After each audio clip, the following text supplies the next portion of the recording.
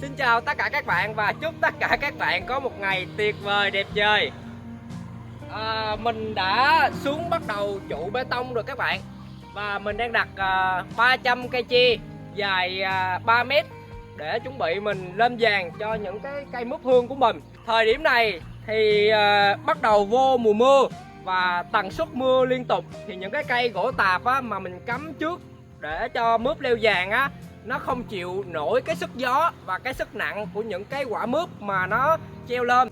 Như các bạn thấy là một cái vàng mướp đơn giản như thế này, và mình sử dụng là cây trứng cá để cho mướp leo lên. Cây mì hôm nay nó bắt đầu nó sống luôn các bạn thấy trên cao không, nó có những cái đọt luôn.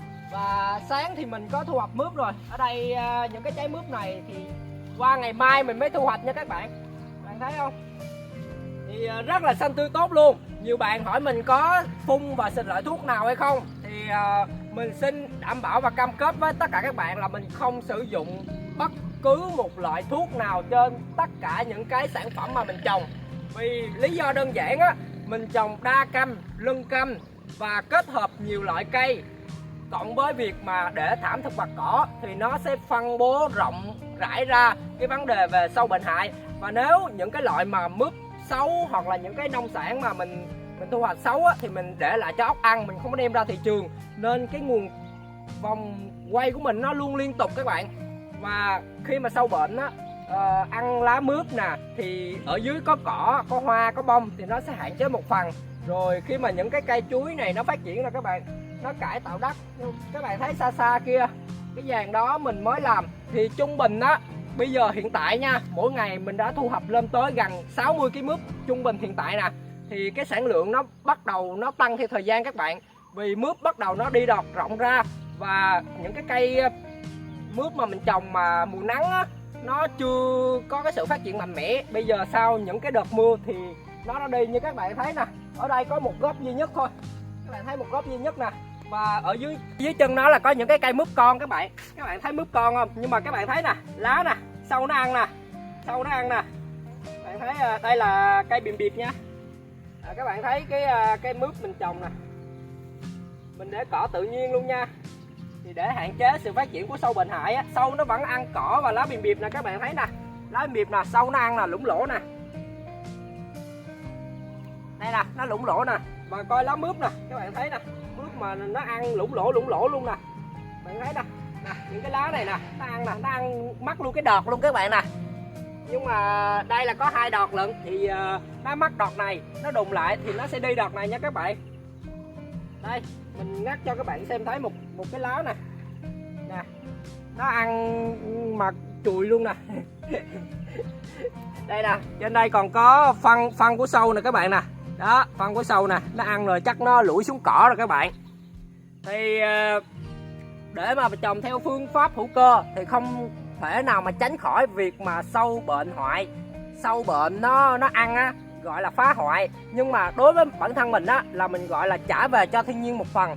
Vì dù bạn có phun, có xịt bất cứ loại nào đi nữa thì đâu đó nó vẫn sẽ tồn tại. Không có loại bệnh này thì sẽ có loại bệnh khác. Tuy nhiên thì thiên nhiên nó sẽ tự cân bằng các bạn.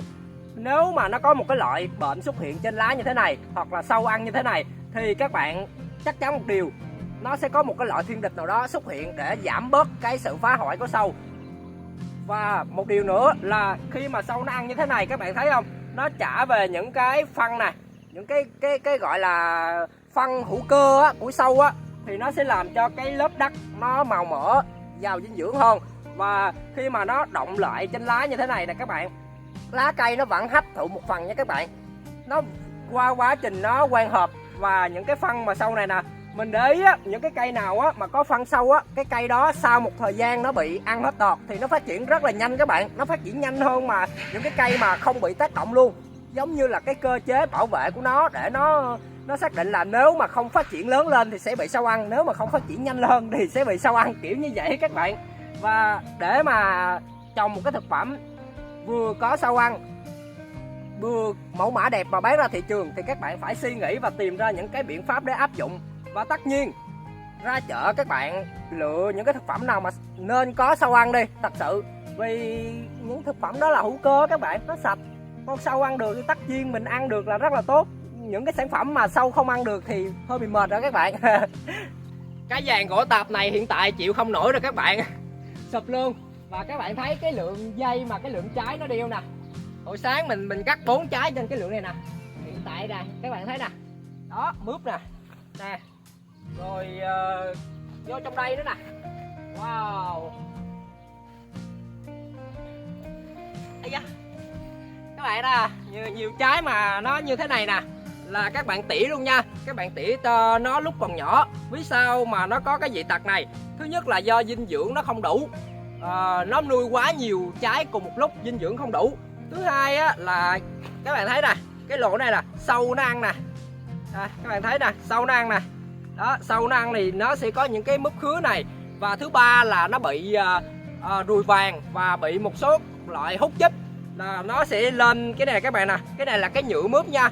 Trái mướp con á, nó sẽ có một cái lớp phấn và một cái lớp nhựa. Cái lớp phấn bao quanh nó sẽ giúp hấp thụ chất dinh dưỡng, ánh sáng và nó phát triển rất là nhanh. Nên những cái thực phẩm nào á mà nó còn phấn trắng ở bên ngoài á, dưa leo cũng có nè, rồi mướp nè, bí nè, bầu nè, thì các bạn thấy được những cái thực phẩm mà nó còn cái lớp đó thì nó rất là ngon nha. Nhưng mà khi mà những cái thực phẩm nó mất đi cái lớp lông nhỏ đó xung quanh á, thì là do một số loại phun sụp đó, và nó nóng á, khi mà cái môi trường nó tác động á, nó sẽ ảnh hưởng và làm cho cái trái nó sẽ bóng, nó không còn cái lớp phấn mà các bạn chạm vào, nó có một cái lớp màng nha.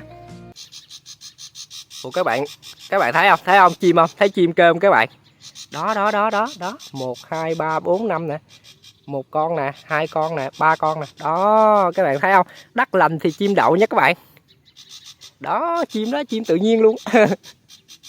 Bên kia ong các bạn, bên kia là ong, đó chim tự nhiên. Cái khu đó thì mình sắp tới là mình sẽ triển khai mình làm luôn nha. Thì hiện tại mình đang làm cái khu này nè các bạn nè, đó hiện tại mình đang làm cái khu này nè. Thì khu này thì mình đã gieo dưa leo và mướp rồi. Khu này rộng 450 mét vuông, mình độ cỡ đó. Thì chiều ngang là 7 mét và chiều dài là hình như là 200 mét hay sao á. Tại qua bên kia luôn nha các bạn. Cái dàn mướp đó là mình không tính nha, mình tính thẳng ra ngoài mặt đường luôn á, ngoài mấy cái cây bạch đàn cao cao á.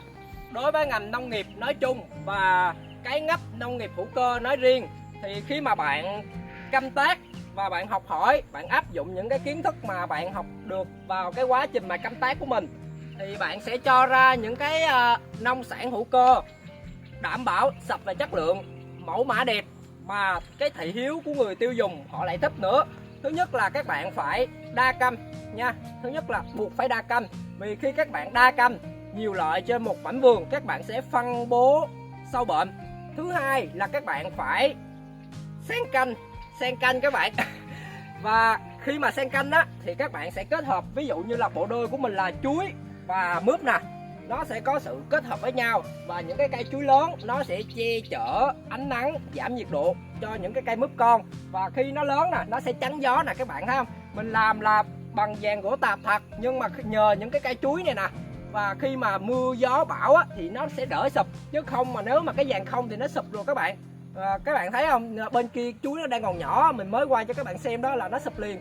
Thì nó chịu không nổi cái tác động của cái sức gió. Vì khi mà mướp nó leo lên rồi, toàn bộ mà một bộ dây mướp nó có thể đeo tới 2 đến 30 trái, mà dao động tầm 2 đến 3 lạng một trái thôi. Các bạn thấy là mấy chục mà ký trên cái dây rồi, thì cái dàn gỗ tạp nó đâu có chịu nổi đâu.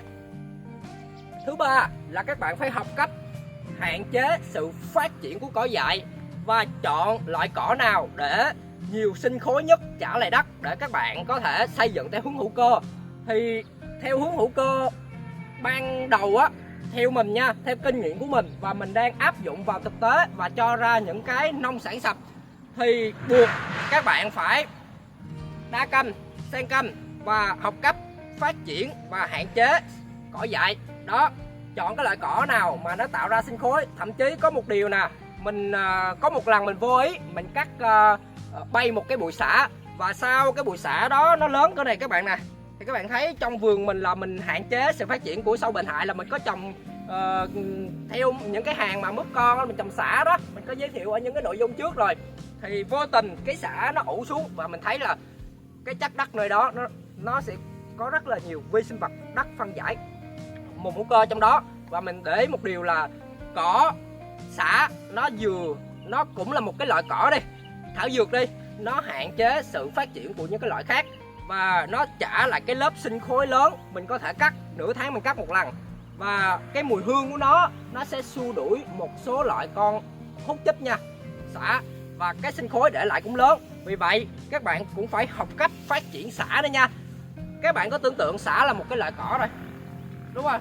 Nó cũng là một cái loại thảo dược bụi mà, thì nó từ tự nhiên và người ta phát triển nó đem về để sử dụng, thì nó cũng giống như cỏ vetiver hoặc là cỏ Mỹ, thì sinh khối nó trả lại ít hơn một tí, nhưng mà kẹt kẹt á thì các xã đi bán cũng được các bạn.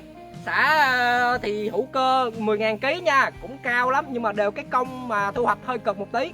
Làm nông không chỉ là phát triển những cái công việc và lối sống, mà nó còn xây dựng cho chính bản thân mình những cái tính cách mạnh mẽ, một sức khỏe cả về mặt thể chất và mặt tinh thần, lúc nào cũng hưng phấn. Các bạn cứ tưởng tượng một điều, mỗi sáng thức dậy các bạn thu hoạch rau củ quả hữu cơ, các bạn đem tới chợ, rồi các bạn về các bạn làm việc, các bạn ngắm nè, các bạn thấy hoa mướp không nè, những cái trái mướp nè, hoa mướp nè, các bạn thấy không, 1 2 3 4 5, cái này nó hơi ấy các bạn, 6 nè, 7 nè, 8 nè, ồ, trên kia nó là 9 10 kìa, rồi 11 nè, các bạn thấy không, có một khu vực gì đâu, mười mấy trái mà cứ trung bình trái từ 2 lạng đến 2 lạng rưỡi, là các bạn thấy có bao nhiêu rồi, có 20 kg rồi. Giá bữa nay 7.000 là thấy có 140 rồi, thấy các bạn thấy không, có một gốc gì rồi 140, thì nó rất là nhanh các bạn. Cái trái mà nó cỡ cỡ nào ta, nó cỡ này đi, cái trái cỡ này á là ngày mai hoặc ngày mốt là thu hoạch rồi các bạn. Nó lớn nhanh lắm, nó lớn từng ngày luôn á. Và khi mà các bạn có cái nguồn thu nhập mỗi ngày rồi, các bạn sẽ có hưng phấn hơn, đúng không? Đam mê nhiều khiết mà kiếm ra tiền nữa thì vui biết mấy rồi. Cuối cùng thì mình xin chúc cho tất cả các bạn có ước mơ, có đam mê, luôn luôn nhiệt huyết, luôn luôn phấn đấu, luôn luôn tìm tòi, sáng tạo, thử nghiệm, đừng bao giờ bỏ cuộc và quyết tâm tới cùng chinh phục mục tiêu của mình. Chào và hẹn gặp lại tất cả các bạn trong nội dung tiếp theo. Và nếu mà thấy hay, nếu mà thấy đam mê, nếu mà thấy thích về nông nghiệp hữu cơ thì nhớ cho mình một like và subscribe nha.